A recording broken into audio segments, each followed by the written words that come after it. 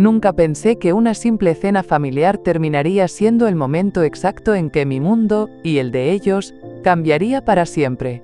Durante años creí que el respeto era algo que se cultivaba con amor, sacrificio y lealtad, pero esa noche, frente a la ensalada de quinoa que ni me gustaba, mi nuera Chloe decidió romper la fachada. Levantó su copa con una sonrisa amarga y dijo: «Búscate un trabajo y deja de ser una parásita», así, como si estuviera tirando un trozo de pan duro al suelo. El tenedor de mi nieta se detuvo en el aire. Daniel, mi hijo, abrió la boca pero no dijo nada. Y yo solo sonreí. No porque no doliera. Dolía. Pero también porque en ese instante comprendí algo. Chloe no sabía con quién estaba tratando. ¿Una parásita? La palabra flotó sobre la mesa como una nube negra. Nadie se atrevió a mover un músculo. Chloe, creyendo que había ganado, se recostó satisfecha en su silla como quien acaba de aplastar una hormiga molesta. Yo me serví un poco más de vino. ¿De verdad creían que me quedaría callada? Tenía una fortuna secreta de $10 millones, y la casa en la que vivían, con su cocina de mármol italiano y su sala decorada como catálogo de revista, seguía a mi nombre. Pero ellos no lo sabían. Nunca les dije. Preferí ver cómo me trataban cuando pensaban que no tenía nada. Y esa noche, me respondieron con una bofetada disfrazada de comentario. Lo que Chloe ignoraba es que yo ya había vivido mucho. Que he visto morir a la gente que amo, he enterrado sueños y he resurgido de la desesperanza. He limpiado casas, he criado a un hijo sola y he dormido con hambre para que él comiera. Ella pensó que tenía el control porque podía pronunciar la palabra parásita, sin que le temblara la voz. Pero no tenía idea de que estaba sentada bajo el techo que yo construí con cada uno de mis sacrificios. Mi hijo Daniel no me miró. No dijo nada. Solo bajó la cabeza, como si las palabras de Chloe fueran difíciles de discutir. Eso fue lo que más dolió. No el insulto. No la humillación pública. Fue su silencio. Su traición silenciosa. Pero no dije nada. A veces, el silencio es más poderoso que cualquier grito. Esa misma noche, cuando todos se fueron a dormir, me quedé un rato más en la cocina. El lavavajillas zumbaba, los cubiertos tintineaban, y yo giraba lentamente mi anillo de bodas, ese que aún conservo aunque ya no tenga a quien representar. Lo hice con calma, porque entendí que había llegado el momento de actuar. No por rabia, no por venganza, por respeto. Hacia mí misma. Chloe quería una batalla. Iba a tener algo mucho más implacable. Una lección. Y así fue como decidí que necesitaban una llamada de atención. Una que no olvidarían fácilmente. Porque si ellos pensaban que podían usarme, desecharme y seguir adelante como si nada, estaban a punto de descubrir que una mujer como yo, curtida por la vida, no se borra con un insulto, se transforma.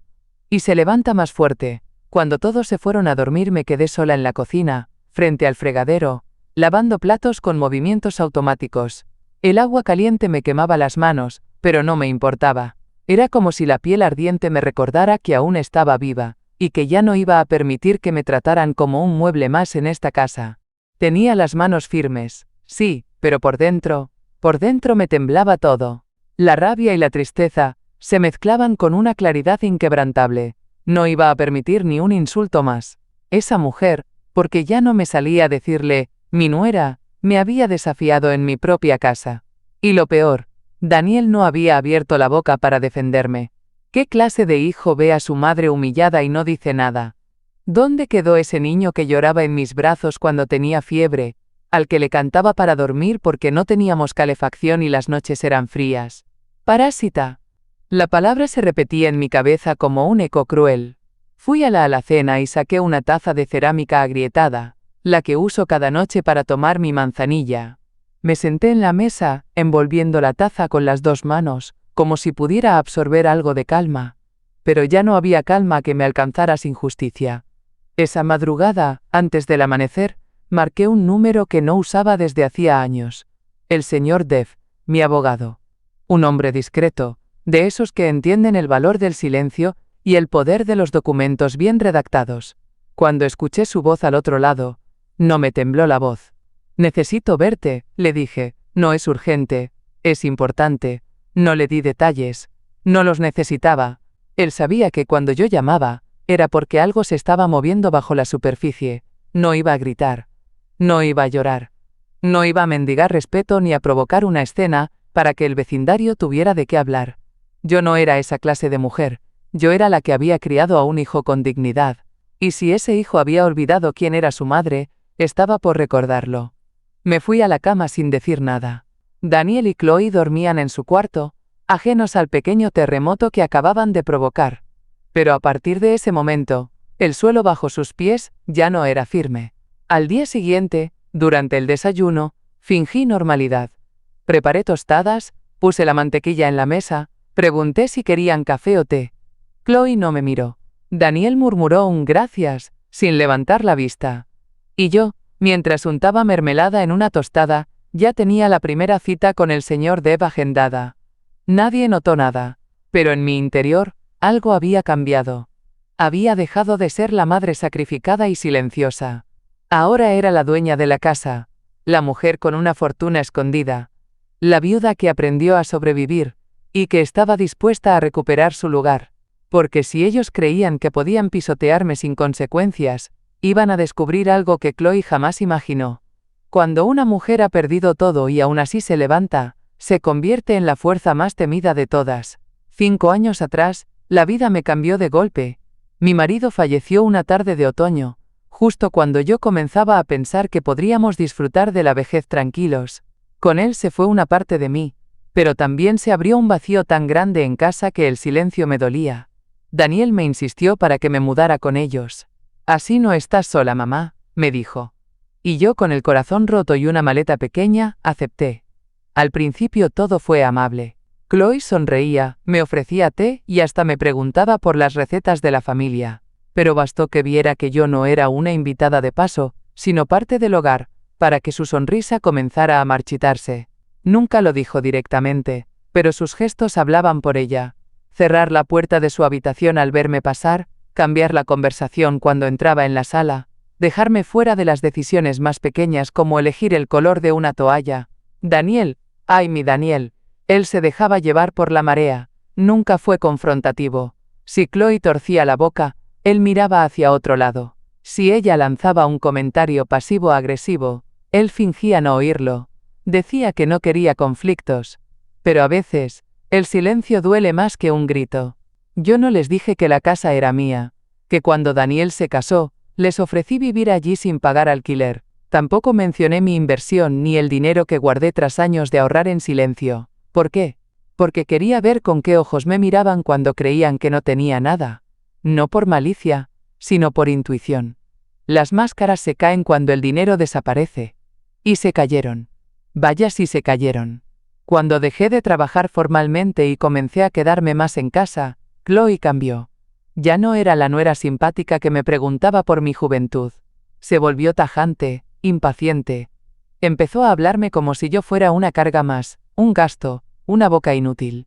El día que me ofrecía ayudar con los nietos, me dijo con voz helada: «Gracias, pero preferimos ayuda profesional». Como si criar a su esposo no hubiera sido suficiente experiencia. Recuerdo cómo, una tarde, me senté sola en el jardín trasero. Tenía una manta sobre las piernas y el libro de recetas familiares en las manos. Ese libro, mi madre lo empezó a escribir a mano cuando yo era niña. Lo he llenado de notas, manchas de salsa, pequeñas hojas de laurel secas que uso como separadores. Es mi tesoro. Y esa tarde, al alisar sus páginas con los dedos, comprendí que la historia que contenía era mía, no de ellos. No importaba cuánto disimularan. Ya no me querían allí. Y yo ya no podía ignorarlo. Pero no iba a dejar que su desprecio me definiera. No iba a convertirme en lo que ellos pensaban que era. Porque yo sabía quién era. Una madre que lo dio todo. Una mujer que sobrevivió pérdidas y tormentas. Y una viuda con 10 millones de razones para recuperar su lugar en el mundo. Y si ellos no sabían lo que valía, estaban a punto de averiguarlo. No con gritos. Con hechos. Todo empezó con una llave. Una llave diminuta. Casi insignificante. Chloe comenzó a cerrar con llave el buzón. Por seguridad, dijo, como si viviéramos en una zona peligrosa, como si no hubiera sido yo quien eligió ese barrio hace 30 años. Nunca antes lo habían hecho. Luego fueron las conversaciones a media voz, Si entraba en la cocina, bajaban el tono. Si subía las escaleras, el murmullo cesaba. Incluso los mensajes de texto aumentaron. Daniel, que antes dejaba el teléfono sobre la mesa como quien no teme ser interrumpido, ahora lo llevaba al baño, al garaje, a donde fuera. Una tarde, bajé a prepararme una infusión de menta, mi costumbre desde que enviudé, y vi un folleto abierto en la encimera. Residencias asistidas. Con fotos de salones blancos, ancianos sonrientes y frases como «Independencia con apoyo». Sentí un escalofrío que no venía del frío. Cerré el folleto con cuidado y lo dejé exactamente como estaba. No hice ruido. No dije nada. Pero mi interior ya era una tormenta. ¿Estaban hablando de sacarme de mi casa? ¿Habían llegado al punto de organizar mi partida como si fuera una entrega de Amazon? No era una idea espontánea. Era un plan. Lento. Metódico. Insidioso. Me estaban envolviendo en papel burbuja para empujarme hacia la puerta. Ese día no comí. Me limité a observar. Chloe salía más de lo normal, vestida para impresionar, aunque decía que eran reuniones con amigas. Daniel venía tarde, cada vez más esquivo. Todo eso, después del insulto que soltó en la cena. Lo de parásita no había sido un accidente. Fue la culminación de un desprecio que llevaban tiempo cultivando. Y sin embargo fingían. Eso era lo que más me indignaba. Que en la superficie todo siguiera igual. Chloe seguía subiendo fotos familiares a redes sociales. Domingo en familia escribía, como si yo no estuviera justo fuera del encuadre. Daniel seguía llamándome mamá al saludarme, pero ya no me miraba a los ojos. Había algo artificial en sus gestos, como si todo fuera un ensayo. Pero yo no soy ingenua. Los años enseñan a leer entre líneas. Y los gestos revelan más que las palabras. Una noche, me levanté a beber agua y los encontré en la sala, hablando en voz baja. No sabían que yo estaba detrás de la puerta. Chloe le decía a Daniel, tenemos que actuar antes de que se convierta en un problema legal. ¿Legal? ¿Yo? Me quedé congelada, con el vaso en la mano. Mi propia nuera me consideraba un problema que debía manejar, como si fuera una mancha en la alfombra, o una gotera en el techo. Daniel no respondió, solo asintió. Y entonces entendí. Ya no me veían como madre. Me veían como estorbo. Pero aquí viene lo curioso. Mientras ellos creían que me tenían arrinconada, mientras se reían a mis espaldas, pensaban que estaban moviendo las piezas del tablero. No sabían que yo había creado el juego. El nombre en las escrituras seguía siendo el mío. La casa no era suya. Y yo ya había llamado a mi abogado. Me desperté antes que todos. Como siempre. El silencio de la casa a esa hora me envolvía como una manta. Salí al porche trasero con mi taza de café, la misma de cerámica gris con un pequeño chip en el borde, la que uso cada mañana. El vapor subía lentamente, y el cielo estaba teñido de azul plomo, como si también se estuviera conteniendo. Esa mañana lo supe. Lo sentí en los huesos, como se sienten las tormentas antes de que el trueno se deje oír. Había llegado el momento. No por rencor. No por demostrar nada, era hora de recordarme a mí misma quién era. Giré el anillo de bodas en mi dedo. Una costumbre vieja. Cuando no sé por dónde empezar, lo giro. Como buscando consejo. Y ahí estaba. La certeza. Tenía que actuar. No para herirlos, sino para liberarme. Volví adentro. Daniel y Chloe aún dormían. Tomé el teléfono de la repisa junto al microondas, donde lo dejo cada noche, y marqué el número del señor Dev, mi abogado inmobiliario de toda la vida. Contestó al tercer timbrazo. Miriam. Buenos días, Dev, dije, con voz suave pero firme. Ha llegado el momento. Hubo una pausa corta. Pero él entendió. Siempre entiende. Muy bien. ¿Quiere que nos veamos esta semana? Sí. Quiero revisar las escrituras. Y mis cuentas de inversión. Sabía que aún era propietaria legal de la casa. Nunca transferí la escritura. En su momento lo había considerado, para que Daniel tuviera algo seguro. Pero algo o una voz interna me hizo detenerme. Quizás fue intuición. O simple experiencia. La verdad es que, después de tantos años, lo único que nunca quise perder fue mi autonomía. Y aunque fingí pobreza para ver con qué ojos me miraban, mis inversiones seguían allí. intactas, olvidadas por ellos, protegidas por mí. Guardé el teléfono y me preparé un segundo café. Sentí el calor de la taza filtrarse hasta mis manos. Ya no había rabia, solo determinación. Pasé el resto del día como siempre. Cociné lentejas, barrí el pasillo, regué las plantas. Chloe apenas me saludó. Daniel tenía el ceño fruncido como de costumbre. La rutina era una máscara. Pero yo ya veía el final del teatro. Esa noche, mientras se reían viendo un programa en la sala, uno de esos concursos ridículos donde todos gritan por dinero, me encerré en mi cuarto y empecé a hacer listas. Lista de pertenencias, lista de documentos, lista de lo que necesitaba decir, y de lo que no valía la pena repetir. No necesitaba dramatismo. No iba a darles el espectáculo que esperaban. Esto no sería una escena. Sería una operación quirúrgica, precisa, silenciosa, irrefutable, y cuando terminé, cerré el cuaderno y respiré hondo. Me sentí en paz. Por primera vez en años, tenía el control. No de ellos, de mí misma. El invierno había llegado a mi puerta, pero yo tenía el fuego encendido por dentro. 2 días después me senté frente al escritorio del señor Dev, rodeada de carpetas grises y papeles que olían a tinta reciente. Él me recibió con su misma cortesía de siempre, esa que no cambia aunque hayan pasado años. He revisado todo, me dijo mientras ajustaba sus gafas.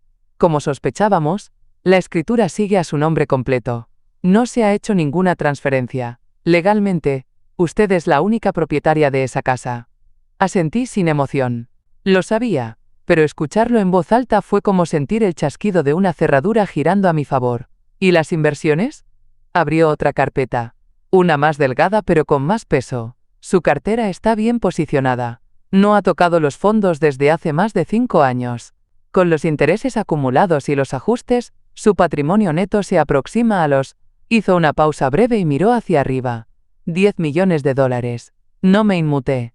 Solo apreté la taza de té que tenía en las manos. Sí, él también me ofrecía manzanilla cuando me recibía. Un gesto que siempre he apreciado. Perfecto, dije. Entonces prepare la notificación de desahucio. El señor Dev parpadeó. Por primera vez en muchos años lo vi sorprendido. ¿Está segura, Miriam? Esto no es una decisión menor. No, respondí con voz serena. Esto es una consecuencia. Ellos ya decidieron hace tiempo cómo me veían. Ahora, les toca ver cómo los veo yo. Se inclinó lentamente hacia su teclado y empezó a escribir. Yo me quedé en silencio, mirando por la ventana sucia de su oficina. Afuera, el mundo seguía girando. Un hombre empujaba un cochecito. Una mujer discutía por teléfono. Gente normal, con problemas normales. Yo estaba a punto de enseñarle a mi propia familia que jugar con la dignidad de alguien no sale gratis. Cuando Dev me entregó el borrador del documento, lo leí con calma. No dejaba espacio para confusión. Tenían 30 días para desocupar la propiedad, o se iniciaría un proceso legal de desalojo. Todo perfectamente dentro de la ley. Ni una palabra de más, ni una amenaza, solo hechos. También quiero dejar constancia de que esta casa fue cedida en uso gratuito durante los últimos 5 años, añadí, para que no digan que no di nada. Di demasiado. Dev asintió. Sabía lo que eso significaba. Protección adicional. Si acaso ellos intentaban retrucarme con que habían invertido en el hogar. La ley estaba de mi lado. El tiempo también. Antes de irme, le dejé un sobre con una lista de cosas que quería mover a un trastero. No pensaba echarlos de golpe. No quería hacerles daño. Solo que aprendieran. Que entendieran lo que significa ser tratado como carga. Y así, sin escándalos, sin lágrimas, sin levantar la voz, comencé el proceso para recuperar mi espacio. Mi dignidad. Volví a casa ese mismo día, con la notificación de desahucio ya lista para ser firmada. Pero no dije nada aún. Quería esperar el momento justo. El silencio puede ser una cuerda más tensa que el grito, y yo sabía cómo sostenerla. Esa noche, mientras preparaba la cena, escuché a Chloe en la sala. Su tono era bajo, rápido, con esa urgencia nerviosa que usa cuando habla con alguien que considera más importante que yo. Me quedé quieta, con el cucharón de sopa en la mano, fingiendo que no oía. Pero cada palabra me atravesó como un dardo. Sí, está todo listo, decía. Podemos ponerla en el mercado esta misma semana. Sí, sé que necesitamos cerrar rápido. ¿Qué? No hay problema con la titularidad. Es un detalle técnico. Todo está bajo control. Solté el cucharón con cuidado. El golpe seco contra la encimera me trajo de vuelta. Respiré hondo, me sequé las manos en el delantal y salí al porche, donde el aire frío me despejó la mente. Así que ahí estaba todo. Chloe planeaba vender mi casa. No era solo ambición. Era estafa. Ya no hablábamos de groserías ni desplantes. Ahora cruzaban la línea legal. Volví a llamar al señor Dev, aún parada en el porche con la chaqueta echada sobre los hombros. Me contestó enseguida. Siempre lo hace cuando ve mi número. Necesito que añada una orden de cese y desistimiento. Le dije sin rodeos. Chloe está intentando vender la casa como si fuera suya. Él guardó silencio unos segundos. Eso es fraude, Miriam. Lo sé, respondí. Y esta vez no pienso mirar hacia otro lado. Esa noche, mientras ellos cenaban entre risas forzadas, yo me retiré temprano. Me encerré en mi habitación con el cuaderno sobre las rodillas y el libro de recetas abierto, sin leerlo realmente. Solo necesitaba tocar algo que fuera mío, algo que nadie pudiera falsificar. ¿Sabían ellos que estaban cometiendo un delito? Probablemente no. Chloe, tan confiada en su control, pensaba que con una sonrisa y un blazer caro podía convencer a cualquiera. ¿Y Daniel? Bueno, Daniel siempre ha preferido no saber demasiado. Mientras no le falte cerveza ni el control remoto, prefiere no levantar la mirada. Pero esta vez, las consecuencias iban a ser reales. A la mañana siguiente, Chloe salió temprano vestida para matar. Pantalones de lino blanco, blusa de seda, tacones de aguja. Daniel le preguntó si necesitaba el coche. Ella le lanzó una mirada afilada y respondió: «Tengo una reunión importante». Esa fue la confirmación. Estaba intentando cerrar la venta. Lo que no sabía era que ya era demasiado tarde. Mi abogado ya había enviado la orden. Cualquier intento de venta sería bloqueado. El agente inmobiliario con el que Chloe hablaba pronto recibiría una notificación legal. Y Chloe estaba a punto de aprender que jugar con una mujer como yo tiene consecuencias, silenciosas, legales, innegables. El fin de semana llegó con un aire denso. Ese tipo de aire que uno siente antes de una tormenta, aunque el cielo esté despejado. Me desperté temprano, tomé mi manzanilla como siempre, con una cucharada de miel, no más, no menos. Y me puse los guantes de algodón que uso para limpiar las vitrinas. Pero esta vez no iba a limpiar, iba a ordenar. Empecé por su habitación. No entraba allí desde que me mudé con ellos. Era su territorio, su pequeño reino de vidrio y mármol. Abrí el ropero de Chloe, y una nube de perfume caro se esparció por el aire. Vestidos de diseñador, bolsos con etiquetas que valían más que mi primer coche. Todo colgado como en una boutique. Todo comprado con dinero que, en teoría, no tenían. Fui una por una, doblando con cuidado. Nada de rabia. No había llanto ni temblores. Solo un ritmo constante, como quien sigue una receta antigua. Los zapatos, oh esos zapatos, estaban alineados como soldados. Tacos que nunca pisan tierra, sandalias que nunca han visto una playa. Cada par, en su caja. Los empaqué también. Chloe siempre dijo que el orden era signo de clase. Yo solo pensaba que el orden revela intenciones. Luego fui por sus objetos especiales. La cafetera expreso que solo usaba los domingos. Los cojines de terciopelo que nadie podía tocar. Las velas aromáticas importadas que jamás encendió. Todo eso también fue a las cajas. Pasé a la parte de Daniel. Su rincón era más sencillo. Ropa de oficina arrugada. Sus herramientas. Sus libros de historia que nunca terminaba. Pocas cosas, pero suficientes para llenar una caja con su nombre. Cada caja llevaba una etiqueta, cuidadosamente escrita a mano. Ropa, C zapatos, C, tocador, D herramientas. Porque incluso en la despedida, yo elegía la dignidad. Cuando terminé, me quedé de pie en medio de las cajas. Respiré hondo y sentí algo extraño. Alivio, como si cada cinta adhesiva que cerraba un cartón también cerrara una herida. Ellos no sabían nada aún. Seguían creyendo que el mundo giraba a su antojo, que podían herirme, humillarme, usurpar lo mío, y seguir tomando el café que yo pagaba sin dar las gracias. Pero esa tarde, Cuando bajaron y vieron las cajas alineadas en el recibidor, la expresión en sus rostros fue un poema. ¿Qué es esto?, preguntó Chloe con una sonrisa tensa. ¿Orden?, respondí sin levantar la voz. Ya es hora. No necesitaba discutir. No necesitaba gritar. Ya todo estaba dicho, incluso sin palabras. Porque mientras ellos jugaban a controlar el tablero, yo ya había movido las piezas finales, y lo único que les quedaba era observar cómo el juego llegaba a su fin. Empaqué sus cosas, no por rabia, no por revancha, por justicia, por mí, y porque la dignidad, amigas, también se escribe con cinta de embalar. La tarde del domingo fue extrañamente silenciosa. Daniel se quedó mirando el televisor sin realmente verlo. Chloe paseaba por la casa como un gato inquieto, mirando las cajas apiladas como si fueran minas a punto de estallar. No dijeron nada. Pero yo sí actué. Ese mismo fin de semana, llamé a la compañía de tarjetas de crédito. Años atrás, cuando Daniel y Chloe se casaron, me pidieron ayuda para abrir una línea de crédito de emergencia, por si acaso. Les hice el favor, y como todo en mi vida, lo dejé en silencio. No alardeé. No reclamé. Solo firmé. Lo que ellos no sabían es que aún figuraba como garante, y que, legalmente, aún tenía la autoridad de revocar esa garantía. Y eso hice. Una llamada. Unos cuantos datos. Y la cuerda invisible que lo sostenía comenzó a ceder. No pasó ni un día. El domingo por la noche, Chloe recibió una llamada. Su voz cambió de tono casi de inmediato.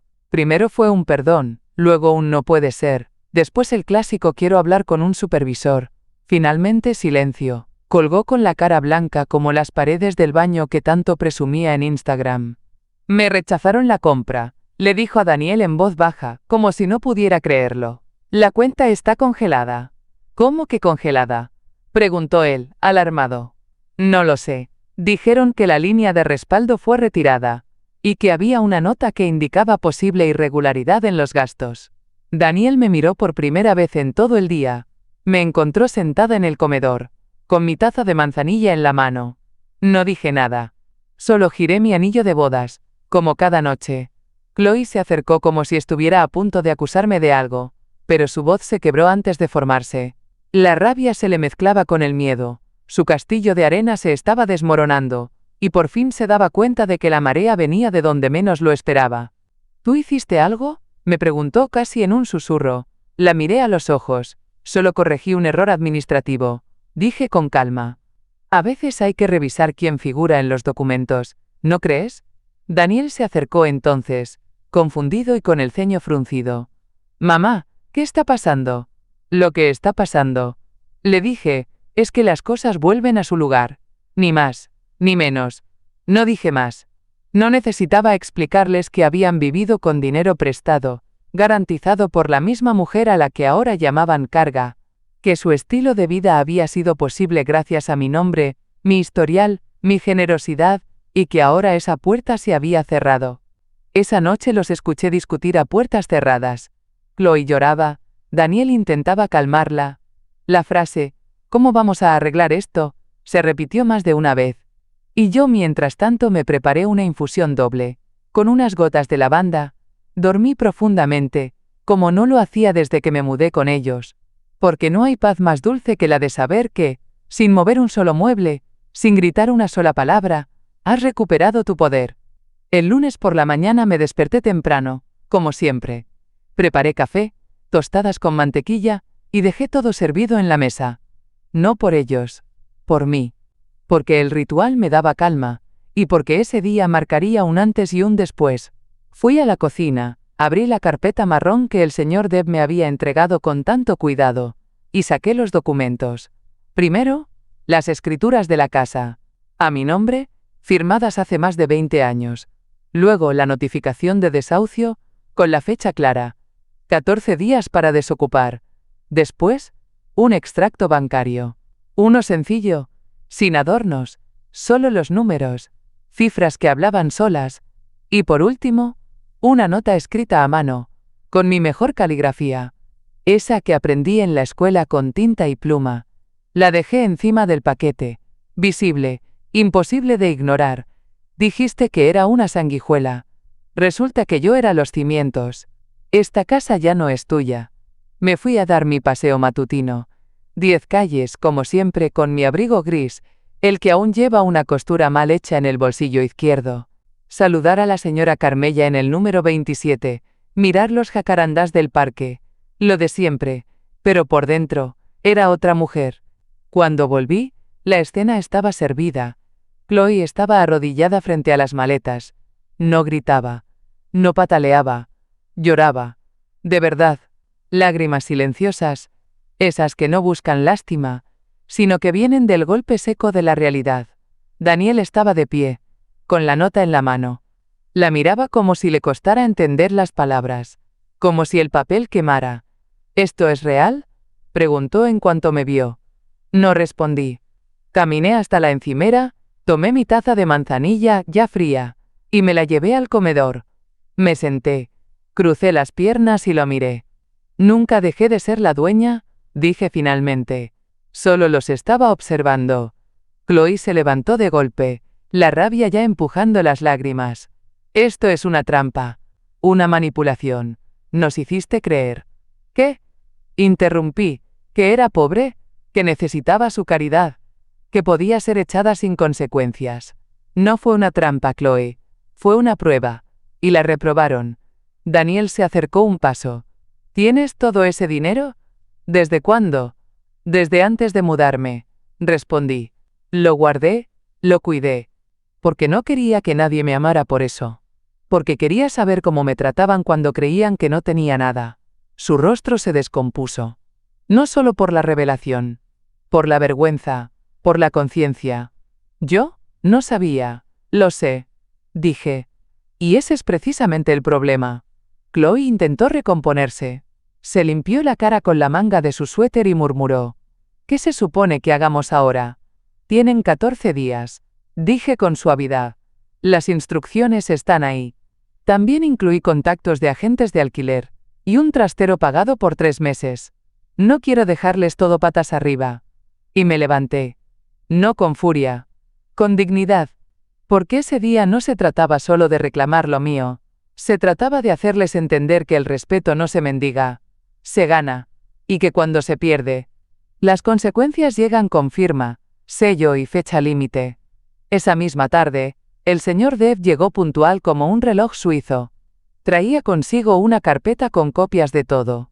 Notificación de desahucio, cronograma de salida, lista de recursos legales. Vestía su traje gris oscuro, el de negocios serios, como él le llama. Lo recibí en el comedor con una taza de café, negro, sin azúcar, como le gusta, y una carpeta de mis propios apuntes. No dejé ni un detalle al azar. Daniel, Chloe, dije desde la puerta, el abogado ya está aquí. Vengan. Tardaron. El silencio fue largo, pero al final aparecieron. Daniel con la mirada baja. Chloe con el rostro hinchado y la espalda aún rígida, intentando mantener una dignidad que ya no le pertenecía. El señor Dev no los miró con dureza. No hacía falta. El tono de su voz bastó para dejar claro que esto era formal, definitivo y legalmente inapelable. Tienen 14 días para desocupar el inmueble. Comenzó. Hasta el día 15, a las 5 de la tarde. Después de eso, se procederá con las acciones correspondientes en tribunales, sin excepción. Chloe abrió la boca para decir algo, pero Dev levantó una mano con gentileza, casi con compasión. Les informo también que se ha dispuesto un espacio de almacenamiento temporal para sus pertenencias, sin costo alguno durante 90 días. La dirección y el código de acceso están en este documento, dijo, extendiéndoles un sobre sellado. Daniel lo tomó con manos temblorosas. Chloe no lo miró. Además, continué yo, envié a tu correo, Daniel, una lista de alquileres cercanos, dentro del rango que podrían pagar con tus ingresos actuales. Se tensó. Lo sabía. Ambos sabían que esos ingresos eran escasos. Pero no los humillé. Solo ofrecí soluciones. Los servicios públicos serán desconectados a final de semana. No quiero que se queden a oscuras de un día para otro, pero no seguiré pagando lo que ustedes ya no respetan. Añadí, con firmeza. Nadie habló. ¿Tienen preguntas?, preguntó Dev. El silencio fue espeso. Daniel solo negó con la cabeza. Chloe cruzó los brazos. Ninguno de los dos tenía fuerza para discutir. Entonces hice algo inesperado. Les ofrecí una taza de té, una costumbre antigua, porque aún en la justicia se puede conservar la cortesía. No los estoy echando con rabia, dije mientras colocaba las tazas en la mesa. Los estoy sacando con reglas, porque aprendí que el respeto empieza por casa. Y si no lo ponen ustedes, lo pongo yo. Chloe se levantó, tomó su taza con dedos rígidos y bebió. No dijo una palabra, pero su mandíbula apretada hablaba por ella. Deb recogió sus cosas y me estrechó la mano. Está hecho. Quedamos atentos para la mudanza. Los acompañé hasta la puerta, cerré con suavidad y respiré. Un suspiro largo, que salió desde el fondo del alma. Ya no era un acto de impulso. Era estrategia pura, legal, ordenada, impecable. Y mientras ellos buscaban piso con urgencia, yo planeaba qué flores plantar en el jardín delantero. 2 días después, invité a mis vecinos de toda la vida a tomar café en el porche delantero. Era algo que solía hacer con menos frecuencia desde que Chloe se instaló con sus reglas y sus comentarios pasivo-agresivos sobre los ruidos de ancianos. La señora Carmella fue la primera en llegar, con su vestido de flores y ese andar lento pero elegante que siempre he admirado. Le seguía don Julio, con su bastón de madera y su eterno sombrero de fieltro.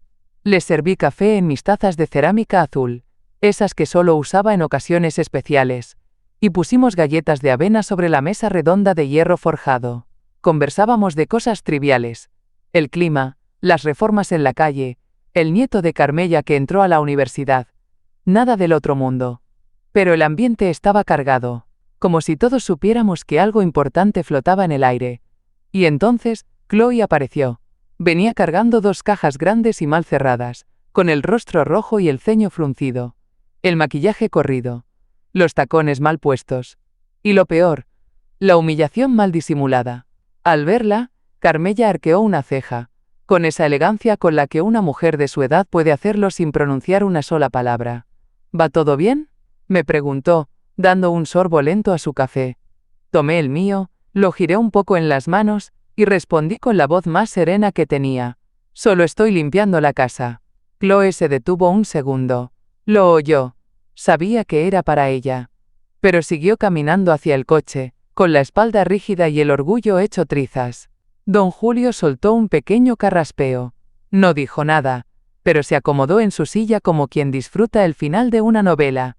Ya era hora, murmuró Carmella, apenas audible. Yo no sonreí.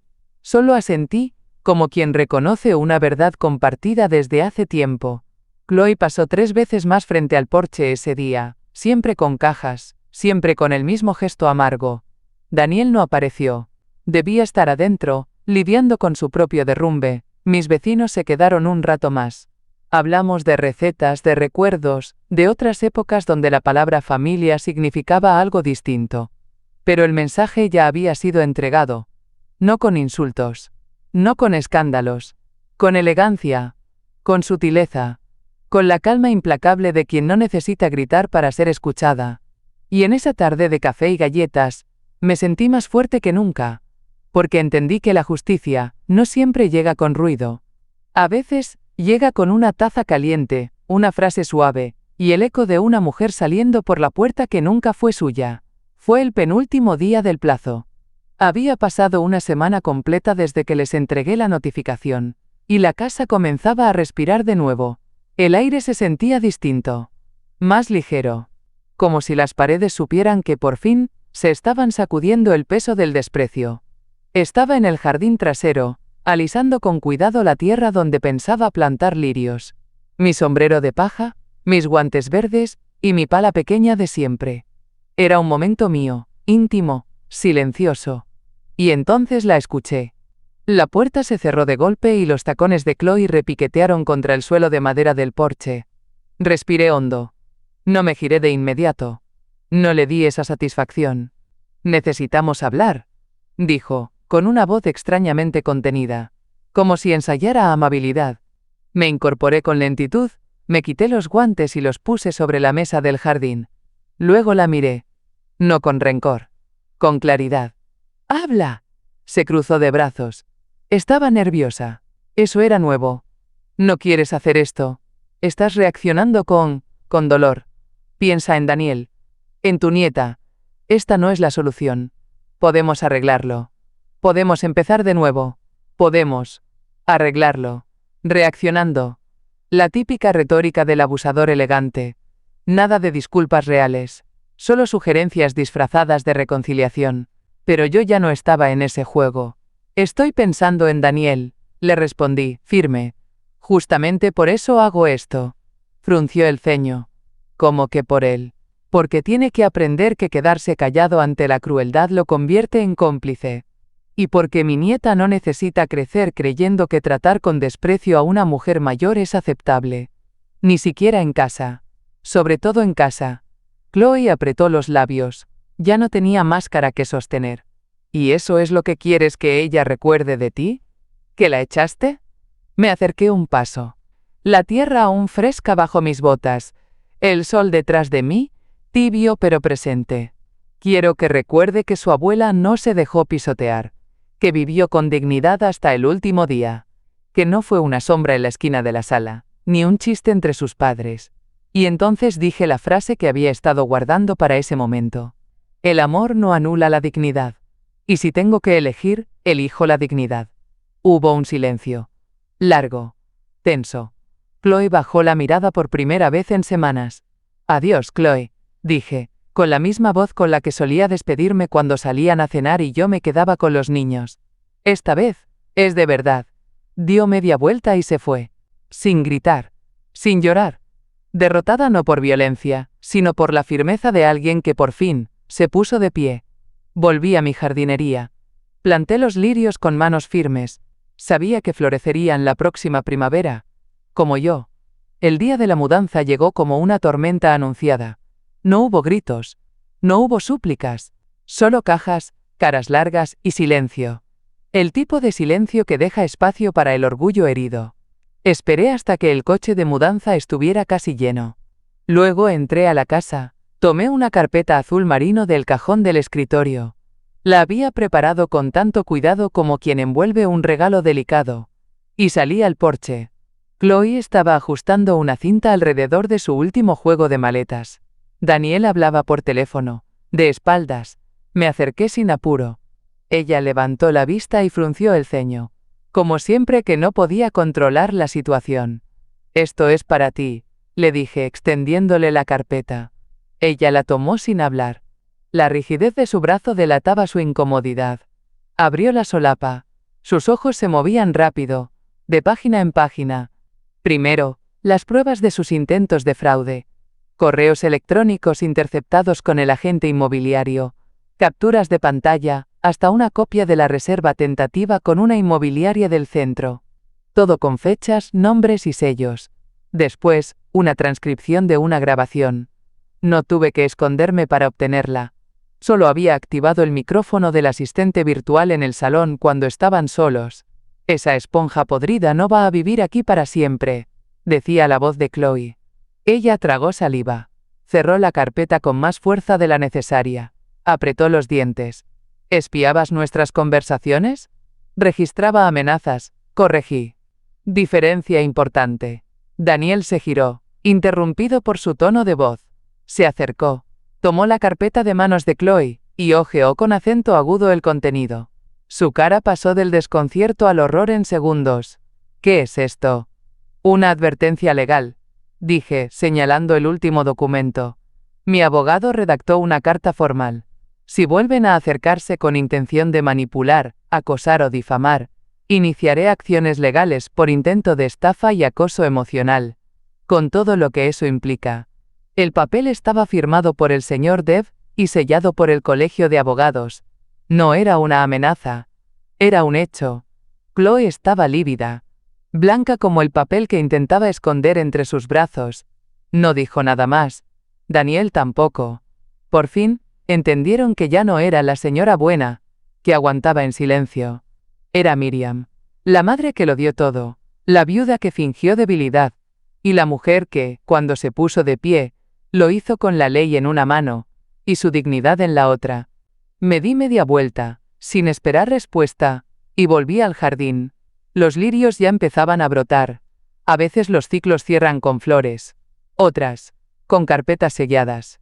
Ese día, cerré todas las puertas. La de mi casa, la de mi corazón herido, y la del miedo a hablar, porque ya no tenía que demostrar nada, solo seguir viviendo,